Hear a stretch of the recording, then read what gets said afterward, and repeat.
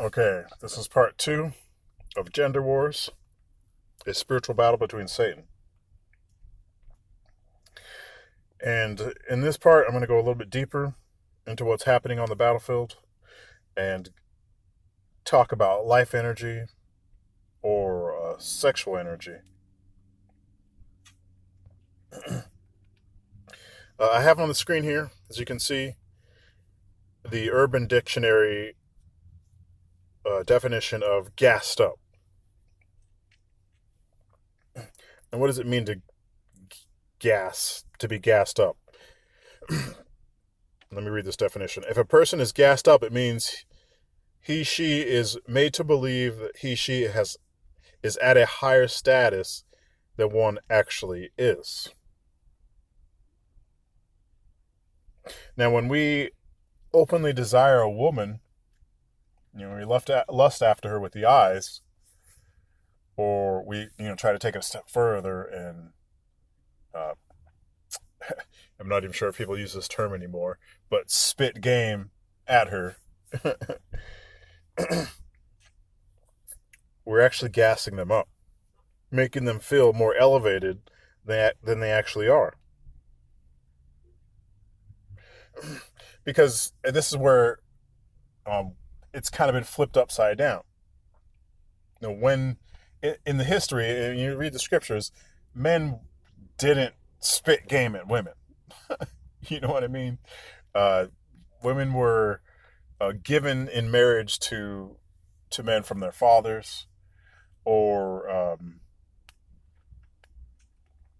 they would try to pursue a male if they were outside of outside of a marriage already and outside of their father's home. And I know there's an example in the scriptures. I can't remember exactly who it was. There was the woman who was essentially pursuing this king. If any of you know, Baba Kashal, put it in the comments. But in the Western civilization, the woman's been put on a pedestal to the point where now men need to throw themselves out there to try to convince the woman that he's worthy of her. This is game. This is called spitting game. The women just, all they have to do is dress up, look nice, to try to get a man to pursue them. And everyone thinks this is normal. This is not how it's supposed to be. So when we do this, we gas them up, we fill them with pride, and make them think, oh, all these guys are talking to me. That means I must be valuable. What we're doing when we're gassing them up, and you think of that term, gassing. Gas is a fuel source. It's an energy we put into our cars to get them to go. Gas is a source of energy. When we gas up another human, we're giving them energy to move forward. We give them energy to pursue whatever ends they want to pursue. So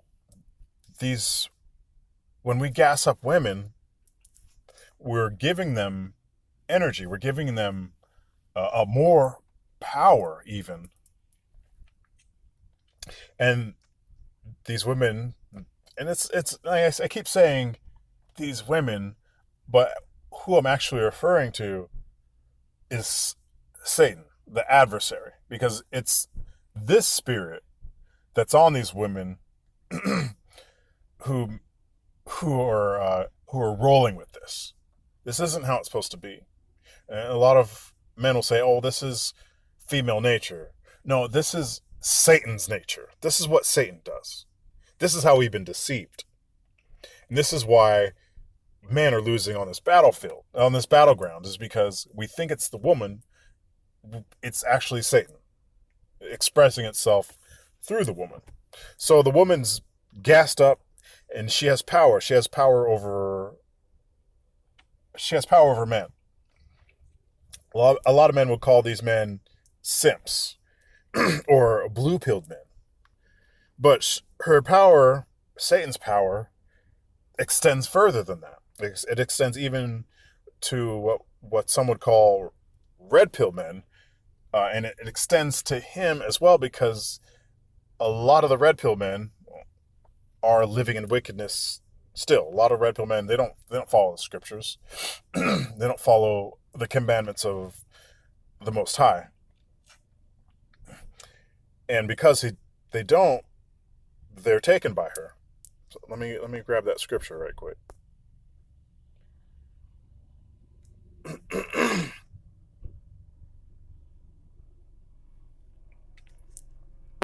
All right, so we're going to Slovakia.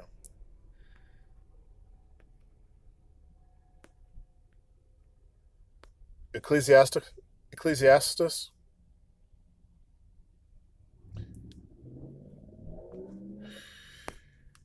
So we're going to Ecclesiastes 7:26, and it says,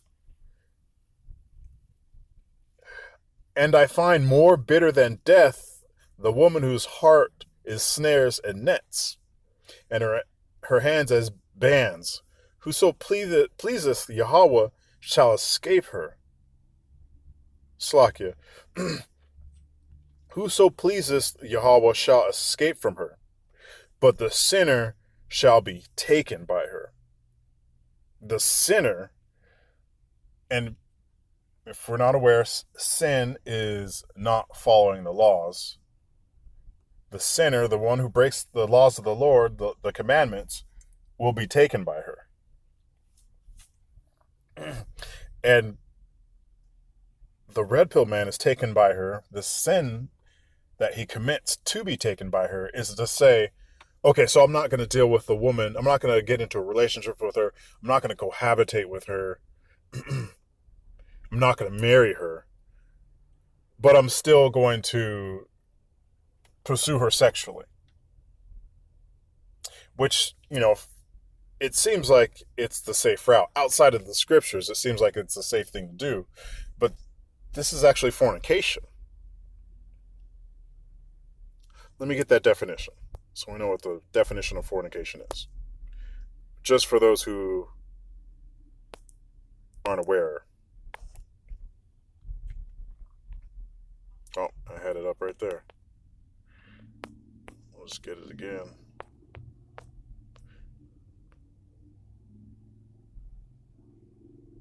Fornication.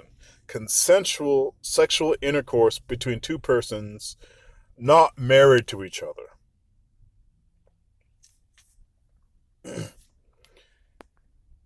Consensual intercourse between two persons not married to each other.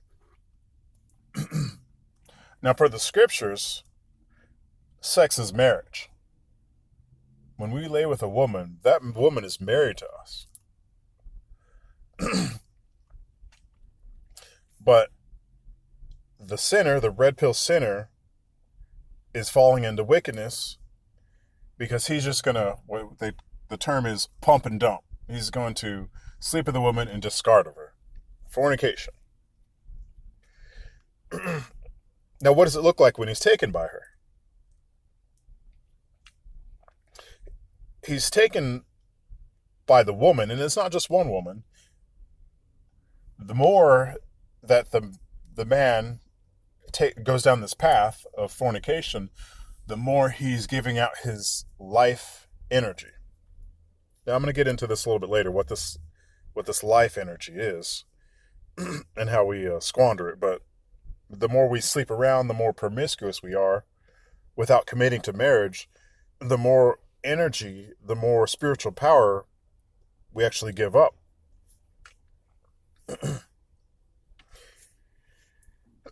And these men who go down this path, sleeping with multiple women, being promiscuous and fornicating, they're gassed up too. They're gassing themselves up. They're saying, oh, look at me. I get all sorts of women. I get bad women. I get 9s and 10s or whatever they're saying, I've slept with X amount of women. this is a bragging point. Uh, they don't realize the snare that they're following in when doing this. Completely unaware. They're completely unaware that they're actually falling away from the Lord. Let me grab a scripture. We're going to Sirach 19 and 2. Sirach 19 and 2, and it says, wine and women will make men of understanding to fall away. Wine and women will make men of understanding to fall away. Men who know, men with wisdom, men of the Lord, to fall away.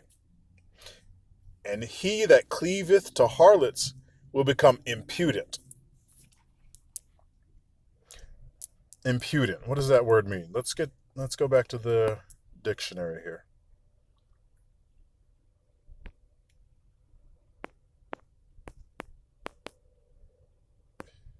Impudent.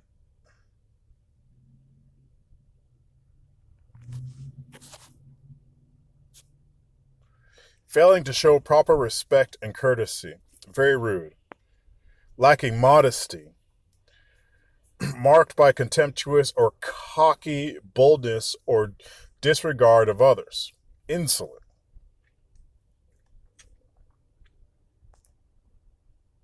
So, back to the scripture.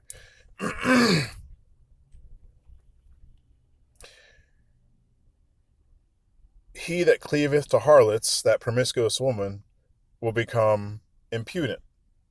He becomes disrespectful. He becomes cocky in that. And doesn't understand that this is actually a snare. Let's go to Proverbs 29 and 3. Whoso loveth wisdom rejoiceth after his father, but he that keepeth company with harlots, that promiscuous woman, spendeth his substance. I want to jump into what that word substance means. And we'll get a little bit deeper into that. I got to go to the Blue Letter Bible for the Strong's G. Bear with me 1 second.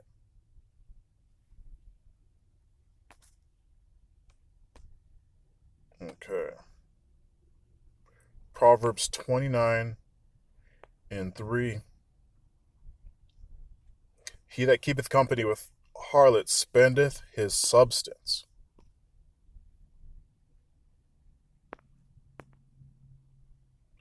Home.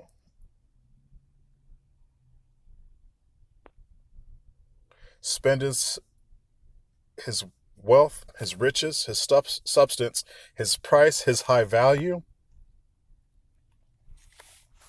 Now, this wealth and this riches is also our spiritual wealth, our spiritual riches that we're spending. So when we're out there being promiscuous, pumping and dumping women, we're actually spending our spiritual currency and becoming weak. And not only that, we're losing our ability to be wise, to have understanding, so that we don't even have the understanding that we're going off and losing our strength. And you can see this on men. Just like you see that 1,000-cock stare, you can see the man who's given up a lot of his spiritual substance for that harlot, for that promiscuous woman, and fornicating. This is a snare.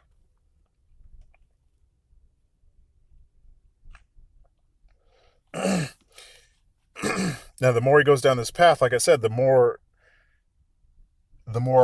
carnal they become. The more carnal you become, the less spiritual you are. You're giving up your spiritual currency. The more carnal you become, the further you move away from the Lord. The Lord, our power, our strength, our foundation. We give up that, just to go out and sleep with women. We give up our power to be fornicators for that moment of pleasure that we get out of that. We give up so much for that. It's not worth it. It's not at all worth it. And not only that, when we lose our spiritual currency, we're more open to spiritual attack. We're more vulnerable to Satan. We don't even know that he's on our back. He's on our ass when we're doing that. Eating us up, eating our spirit. He's there. He's on top of us the more we give up that spiritual power. We become weaker to these promiscuous women. We become more, we lust out after them even more. We fall into thirst traps. We're taken by the spirit of Satan that's on these women.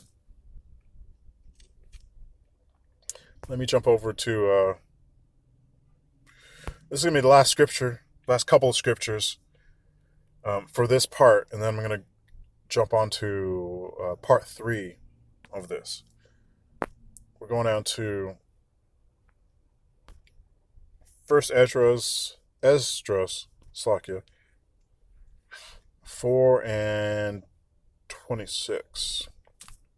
And it says, Ye, many there be that have run out of their wits for women, and become servants for their sakes. Many there be that have run out of their wits. Now, that word wits is our ability to understand, our ability to know. This is our wisdom. We give that up, running after women, chasing after women, chasing after the lust of the flesh. And we don't even know that we're actually servants to this spiritual demon on these women called Satan. We're servants to him because we can't stop. Once you fall down that path of continually chasing and lusting after women for that sexual gratification, you're addicted. You're stuck. You can't just be like, okay, you know what? One day I'm just going to stop. I'm going to give that all up. No, men who fall down this path have a very difficult time coming back from it. They're taken by it. Many also have perished, have erred, and sinned for women.